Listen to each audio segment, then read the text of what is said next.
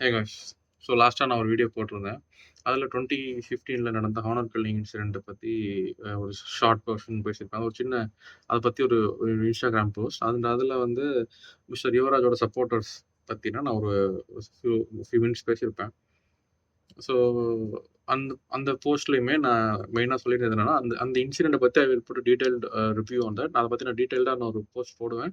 அதை பற்றி நான் பேசணும்னு நான் நினைக்கிறேன். ஸோ அதை நான் ஃபர்தராக I will do it. So அதுக்கு முன்னாடி என்னன்னா, இப்போ வந்து இந்த ரீசெண்டா இதெல்லாம் கிளம்புனதுக்கு முக்கிய காரணம் என்னன்னா, மிஸ்டர் யுவராஜ் வந்து வெரி ரீசென்ட்லி அவர் வந்து பரோல்ல வெளிய வந்திருந்தாரு. எதுக்குன்னு பார்த்தீங்கன்னா, அவரோட ஃபேமிலி ஃபங்ஷன் அட்டெண்ட் பண்றதுக்கு வந்திருந்தாரு. ஸோ அந்த அந்த ஃபங்ஷன்லாம் விடுங்க. ஸோ பேசிக்கா அது என்ன ஃபங்ஷன்லாம் நம்ம பேச வேண்டாம். ஒரு ஃபேமிலி ஃபங்ஷன் அட்டெண்ட் பண்ண வந்திருக்காரு. ஸோ அந்த அவரோட வருகையை பத்தின நெறைய சர்ச்சைகள் கிளம்பி இருக்கிறதா வந்து அவரோட யுவராஜோட மனைவி வந்து தீரன் சின்னமலை கவுண்டர் பாசறையிலிருந்து ஒரு வீடியோ போட்டிருக்காங்க. ஸோ அதில் அவங்க என்ன பேசியிருக்காங்க அப்படின்னா, இந்த இன்சிடென்ட்டை வந்து அவங்க ரொம்ப வன்மையா கண்டிச்சிருக்காங்க. இன் விச் அவங்க வந்து ஒரு தந்தை வந்து 10 வருஷமா சிறையில இருக்காரு. அவர் தான் பொண்ண வந்து மீட் பண்ணி, அவரு சந்திச்சு பேசுறதுல என்ன தப்பு இருக்கு? And she is saying that there are certain groups அவங்க வந்து என்னன்னா, இவரு வந்து அவர் வந்து அவங்க பொண்ணுகிட்டயே வந்து சிரிச்சு பேசக்கூடாது ஸ்டேஜ்ல. அ சிரிக்கக்கூடாது, பேசக்கூடாதுன்னு சொல்லி நெறைய பேர் வந்து சர்ச்சை கிளப்பியிருந்ததா சொன்னாங்க. ஸோ அது வந்து எந்த விதத்தில அது நியாயம்? அப்படியெல்லாம் இருக்கிறது மனித உணர்ச்சிக்கு மனித உணர்ச்சி செத்து போயிருச்சுன்னு தானே அர்த்தம்ன்ற மாரி அவங்க கேட்டிருந்தாங்க. Which is absolutely right. Ah and செகண்டா அவங்க வச்சிருந்த பாயிண்ட் என்ன அப்படின்னா, அ அப் அப்படி நீ இவ்ளோ எதிர்ப்புக்கு சம்பாதிக்கிறதுக்கு அவர் என்ன செஞ்சுட்டாரு? இங்க நாட்ல நடக்காததையா அ இது பண்ணிட்டாங்க. அவ்ளோ பெரிய தப்பா அவங்க செஞ்சுட்டாங்க. அப்படின்ற மாரி ஒரு கேள்வி எழுப்பியிருக்காங்க. ஸோ அதுக்கப்புறமேட்டு இது எல்லாத்துக்கும் மேல அவங்க சொல்றது என்னன்னா, இது வந்து ஒரு அ மக்களை திசை திருப்பும் முயற்சி இது. மக்கள வந்து டைவர்ட் பண்றாங்க அப்படிங்கிறது அவங்களோட வாதமா இருக்கு.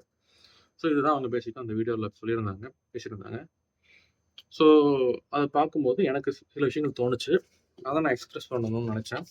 Which is why I am recording this video. So first point. In case யாராவது ஒரு தந்தை தன்னோட ஃபேமிலி ஃபங்ஷன் இல்ல தன்னோட பொண்ணு கூட ஃபங்ஷன வந்து அட்டெண்ட் பண்ணணுங்கிறத நினைக்கிறது வந்து தப்புன்னு இங்க யாராவது சொல்லியிருந்தாங்கன்னா, ஐ அம் அகைன்ஸ்ட் தட். ஒரு அப்பா அவரோட பொண்ணுகிட்ட பேசணும், சிரிக்கக்கூடாது, பேசக்கூடாது, பழகக்கூடாதுன்னு சொல்றது is very wrong. I am also against that. ஒருவேள இங்க யாராவது அப்படி சொல்லியிருந்தாங்க அப்படின்னா, I am opposing them also.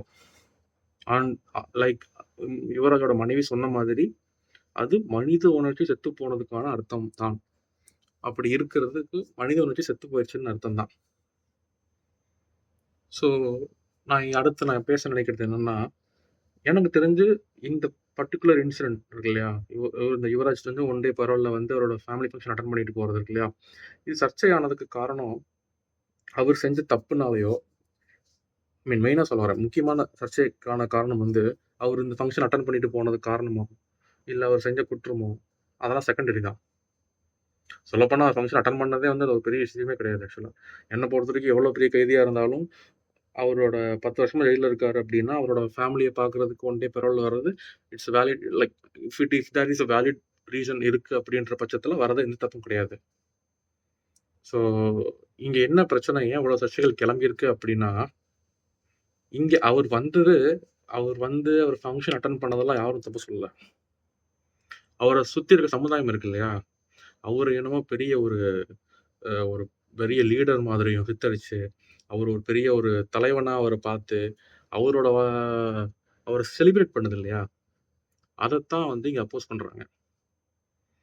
Mister Yuvraj வந்து இஸ் நாட் யூ நோ அவர் ஒண்ணும் வந்து அ ஜீசஸ் கிடையாது. இல்ல அவர் வந்து இன்னும் ஒரு தியாகி கிடையாது. இங்க மக்களுக்கான வந்து தான் வாழ்க்கைய வந்து சாக்ரிஃபைஸ் பண்ணி, அவர் வந்து பெரிய பழிய ஏத்துக்கிட்டோ, இல்ல அவர் வந்து ஒரு பெரிய தண்டனை அனுபவிக்கிறவர் கிடையாது. He is a murderer. நான்லாம் சொல்லலைங்க. ஹை கோர்ட் ஜட்ஜ்மென்ட் சொல்லுது. Okay. He is the accused one. Accused number 1 ஆக்சுவலா. Okay. He is the main accused in the incident. அவர் வந்து முக்கியமான குற்றவாளி. அவர் வந்து லைஃப் டைம் இம்ப்ரிசன்மென்ட்ல அவர் ஜெயில்ல வச்சிருக்காய்ங்க. ஓகே. இப்ப அவங்க வந்து அத சுப்ரீம் கோர்ட்டுக்கு கொண்டு போயிட்டு இருக்காங்க. அதெல்லாம் அடுத்தது. But still what I am trying to say is that he is a murder convict actually அவரு. சரிங்களா? ஸோ அப்படிப்பட்ட ஒருத்தர அவர் அவர் ஒண்ணும் நல்லதுக்கெல்லாம் கொலை பண்ணல. ஓகே. அவர் வந்து நம்ம சினிமா படங்கள்ல பார்க்குற மாரி, ஒரு நாட்டுக்காக வந்து நான் ஒரு நாடு காப்பாத்துறதுக்காகலாம் கொலை செய்யல. அவரு ஒரு கேஸ்டிஸ்ட் பாஸ்டர்ட் நான் சொல்லுவேன். ஓகே. ஜாதியை தூக்கி பிடிக்கிற ஒரு மூளை மழுங்கிய காட்டுவாசி கூட்டத்தை சார்ந்த ஒரு நபர். இது தவிர டீசென்ட்டா எப்படி சொல்றதுன்னு எனக்கு தெரியல.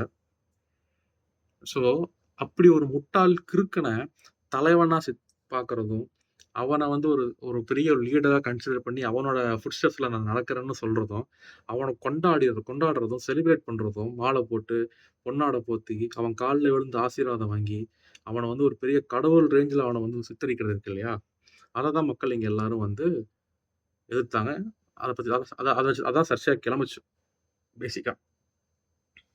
இப்ப இவங்க வந்து ஒரு அப்பா, பொண்ணு பாசம்லாம் இவங்க பேசுறாங்க இல்லையா?